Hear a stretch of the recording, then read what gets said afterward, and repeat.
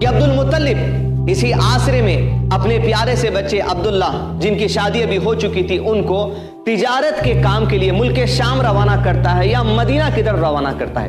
لیکن اسی آسرے میں عزیزان ملت جب حضرت عبداللہ پیارے نبی صلی اللہ علیہ وسلم کے والد جب نکلے ملک شام کی طرف تجارت کے سفر کے لیے تو تجارت کر کر جب وہ پلٹ کر مدینہ سے واپس آ رہے تھے اطلاع دی گئی کہ حضرت عبداللہ جو پیارے نبی صلی اللہ علیہ وسلم کے والد ہے مکے کے راستے میں آپ کا انتقال ہو گیا. عزیزان ملت تاریخ کی کتابوں میں علماء کرام نے لکھا کہ ابھی اللہ کے نبی صلی اللہ علیہ وسلم کی پیدائش کو چند ہی مہینے باقی تھے. آپ کے ماں کی جو سو رحم میں تھے کہ والد کا جو سو انتقال ہو گیا. گویا اسی لیے اللہ کے نبی صلی اللہ علیہ وسلم کو یتیم کہا گیا. آپ دنیا میں آنے سے پہلے آپ سے والد کے جو سو شفقت جو سو اٹھا لی گئی. عزیزان ملت پروگرام کا سلسلہ آپ کے سامنے جاری ہے, سلسلہ جاری رہے گا. وقت تو چلا ایک چھوٹے سے بریک کا, کہیں نہ جائیے. بریک کے بعد پھر لوٹتے ہیں سلسلے وار سیرت النبی صلی اللہ علیہ وسلم کے اس پروگرام میں. السلام علیکم ورحمۃ اللہ وبرکاتہ. ناظرین السلام علیکم ورحمۃ اللہ وبرکاتہ. بریک کے بعد ایک مرتبہ پھر سے آپ تمام کا سیرت النبی صلی اللہ علیہ وسلم کے آج کے اس ایپیسوڈ میں استقبال ہے. بریک میں جانے سے پہلے ہم نے آپ کے سامنے جو بات رکھی کہ پیارے نبی صلی اللہ علیہ وسلم کے والد محترم کا جو انتقال اس وقت ہوا جب وہ ملک شام یا مدینہ سے تجارت کر کے پلٹ کر مکہ آ رہے تھے. راستے میں آپ کا انتقال ہو گیا, لیکن ابھی آپ صلی اللہ علیہ وسلم کی پیدائش عمل میں نہیں آئی تھی. زندگی دن بیتے چلے گئے. عبداللہ کے جو سو انتقال کی خبر عبد المطلب کو اور گھر والوں کو جو سو مکہ پہنچا دی گئی. مکے کے اس گھر میں ایک غم کا عالم چھا گیا, اس لیے کہ ایک تو معاملہ یہ تھا کہ عبد المطلب کے تمام لڑکوں میں سب سے پسندیدہ لڑکے عبداللہ تھے, اور اس کے ساتھ ساتھ دوسری اہم بات یہ تھی کہ آپ صلی اللہ علیہ وسلم کی پیدائش کو ابھی کچھ ہی دن باقی تھے. یہ معاملہ پیش آیا تو ایک گھر کے اندر غم سا عالم تھا.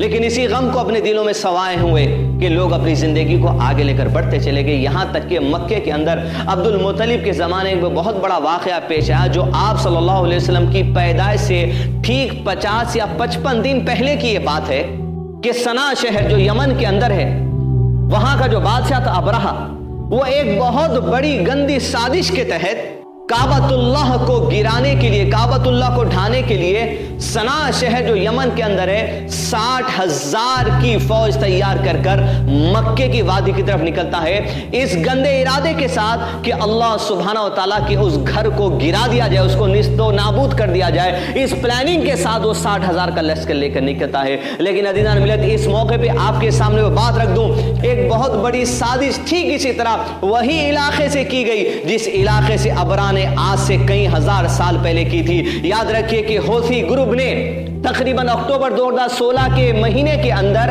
ایک راکٹ کو جو سو لانچ کیا جو یمن سے نکلا اور نکل کر کعبۃ اللہ کی طرف اس کو روانہ کیا گیا. لیکن اللہ سبحانہ و تعالیٰ نے جس طرح ابرہہ لشکر کو نیست و نابود کر دیا ٹھیک اسی طرح وہ راکٹ کعبۃ اللہ کی طرف جو چلتی آ رہی تھی اللہ سبحانہ و تعالیٰ نے اس راکٹ کو بھی نیست و نابود کر دیا. اس بات کو یاد رکھیے جان ملت کہ تاریخ میں دوسرا حملہ ملتا ہے جو یمن کی طرف سے نکلا. ایک ابرہہ نے حملہ کیا تھا اور دوسرے حوثی گروپ نے جو راکٹ حملہ 2016 اکتوبر کے مہینے میں کیا, دونوں حملوں کو اللہ سبحانہ وتعالی نے ناکام کر دیا. اسلام دشمن طاقتیں جان لے کہ جو بھی اللہ سبحانہ وتعالی کے گھر کی طرف نظر اٹھائے گا اپنے گندے ارادوں کے ذریعے تو اللہ سبحانہ وتعالی اپنے گھر کا محافظ ہے. جب تک وہ چاہے گا اس گھر کی حفاظت کرتا رہے گا, چاہے کوئی انسان کوئی مسلمان اس کی حفاظت کے لیے آگے آئے نہ آئے, لیکن اللہ سبحانہ وتعالی اپنے جو سو گھر کی حفاظت کرنا جانتا ہے.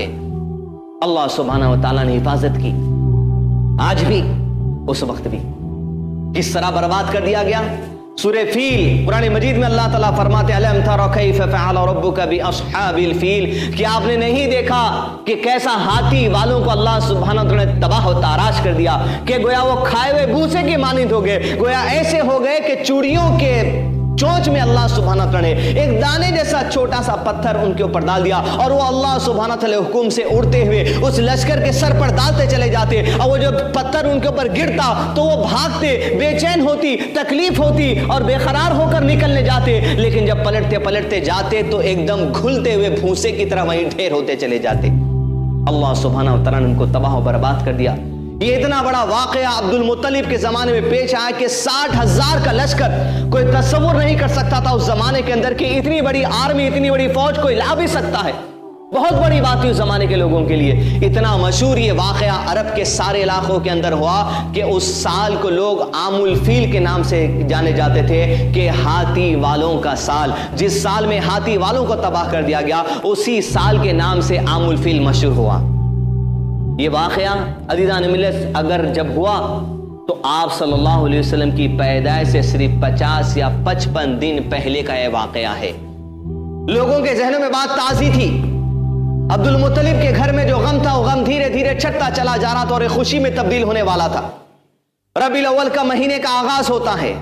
ربیع الاول کے مہینے کا جیسے آغاز ہوا صحیح احادیث کے حساب سے عزیزان ملت علماء کرام نے تاریخ نگاروں نے بڑی ہی عمدہ تحقیق کے ساتھ یہ بات ہمارے سامنے رکھی کہ ٹھیک وہ تاریخ 9 ربیع الاول تھی.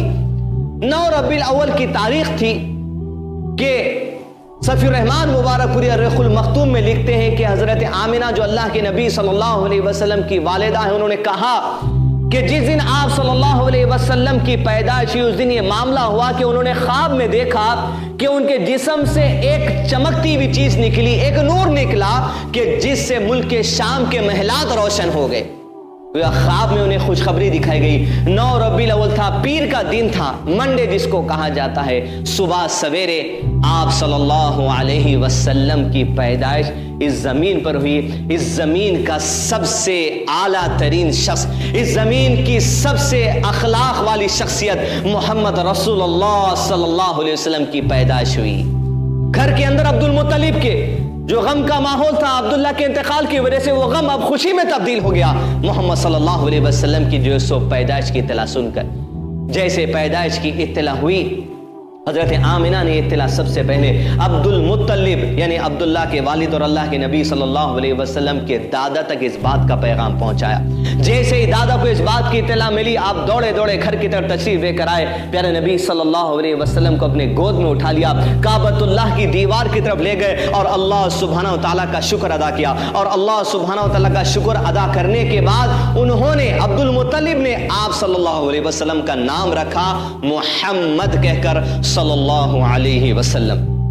یہ وہ نام ہے عزیزان ملت کہ اس وقت کے اندر عرب کے خطے میں کوئی بھی شخص اس نام کا نہیں ملتا تھا. یہ نام پہلی مرتبہ لوگوں کے جو سو کانوں کو سنتا ہوا آیا کہ اس سے پہلے کبھی وہ نام لوگوں کے اندر سنتا ہوا نہیں آنا تھا. جس نام کے معنی ہے بہت زیادہ تعریف کر دیا جانے والا, جس کا ذکر بہت زیادہ کر دیا گیا ہے, جس کی تعریف بہت زیادہ کر دی جاتی ہے, اس شخص کو محمد کہا جاتا ہے اور کوئی اور نہیں ہمارے نبی محمد رسول اللہ صلی اللہ علیہ وسلم ہے کہ جس کے بارے میں اللہ تعالیٰ نے سورہ اسراء میں فرمایا وَرَفَعْنَا لَكَ ذِكْرَكَ. اے اللہ کے نبی صلی اللہ علیہ وسلم ہم نے آپ کے ذکر کو بلند کر دیا, آپ کے ذکر کو لوگوں کے اندر کثیر کر دیا. عزیزان ملت کوئی دنیا کا شخص یہ بات اٹھا کر دیکھ لے کہ دنیا کے گلوب کو زمین کے گلوب پر وہ کہیں پر انگلی رکھ دے وہاں سے اسے آواز آئے گی اشہد ان محمد رسول اللہ صلی اللہ علیہ وسلم. یہ اللہ سبحانہ تعالیٰ کا نظام ہے کہ آپ صلی اللہ علیہ وسلم کا چرچا, آپ صلی اللہ علیہ وسلم کی رسالت کے پیغام کو اللہ سبحانہ تعالیٰ قیامت کے دن تک لوگوں کو ہر دن 5 مرتبہ اذان کے ذریعے سکھائے گا, سنائے گا, اقامت کے ذریعے سنائے گا, قرآن مجید کے ذریعے لوگوں کو پڑھنے لگائے گا. آپ صلی اللہ علیہ وسلم کی رسالت کا چرچا اللہ سبحانہ تعالیٰ نے کثیر کر دیا, بہت زیادہ کر دیا. ایسے شخص کو محمد کہا جاتا ہے صلی اللہ علیہ وسلم. جیسا نام ہے ویسی تاثیر اللہ سبحانہ تعالیٰ نے نام کے اندر رکھی. آپ صلی اللہ علیہ وسلم تشریف لے کر آئے زمین پر. جب زمین پر آپ صلی اللہ علیہ وسلم آئے, عرب کا دستور تھا کہ مائیں اپنے بچوں کو 2 سال دودھ پلاتی تھی اور ساتھ ہی ساتھ ماؤں کے علاوہ دیہات کی کچھ عورتیں ہوتی جو ان کے بچوں کو دودھ پلایا کرتی تھی. آپ صلی اللہ علیہ وسلم کو سب سے پہلے آپ کی والدہ محترمہ نے دودھ پلایا, حضرت آمینہ نے. آپ عرب کا دستور تھا عزیزان ملت کہ مائیں اپنے بچوں کو, دیہات کی کچھ عورتیں خاص طور پر بنی سعد قبیلے کی عورتوں کا ایک کام تھا کہ وہ بچوں کو جو پیدا ہوتے دودھ پلانے کا کام کرتی 2 سال تک. 2 سال کے ایگریمنٹ پر وہ بچوں کو اپنے دیہات لے کر چلی جاتی بنی سعد کی طرف جو غالباً طائف شہر کے قریب میں تھا. بنی سعد قبیلے کی کچھ عورتیں